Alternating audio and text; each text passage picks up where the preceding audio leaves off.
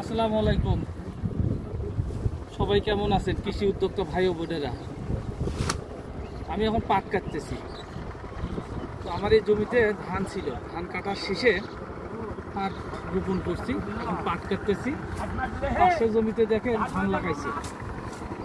তো আসলে আমরা কৃষিকাজ করি, যে কোনো ফসলের মাধ্যমে আমাদেরকে ইনকামের একটা সোর্স বের করতে হবে। আপনি যদি ফসল না ফলান তাহলে আপনি টাকা অর্জন করতে পারবেন না বা ইনকাম করতে পারবেন না। তো আমার এই ভিডিওটা করার উদ্দেশ্য সেটা হলো যে আসলে কৃষিকে আপনাকে মনে প্রাণে ধারণ করতে হবে এবং কৃষি জমিকে পর্যাপ্ত ফসল ফলাইতে হবে এবং জমিগুলো সবসময় চাষবাস করতে হবে, তাহলে আপনি 2 টাকা ইনকাম করতে পারবেন। তো আমার কথা হলো যেটা, আমার সাথের জমি পড়ে আছে, তারা ধান লাগাইছে, তারা কিন্তু অন্য কোনো চাষ করে নাই। মাঝখান থেকে আমার কিন্তু একটা ফসল হয়ে গেল পাটের।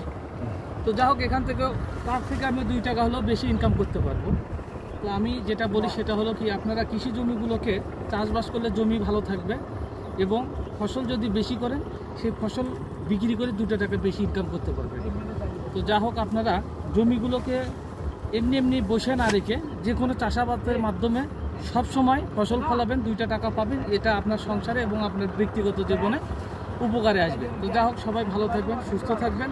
আমি একজন ছোট কৃষি উদ্যোক্তা হয়ে আমার যতটুকু জ্ঞান বুদ্ধি এবং ফসল উন্নত করার যত প্রক্রিয়া পরামর্শ এগুলো আমি দেব। আমার থেকে যদি আপনাদের ভালো কিছু আইকিউতে আসে, সেটা আপনারা আমাকে অবজারভেশনে করবেন আমার কমেন্ট বক্সে এসে।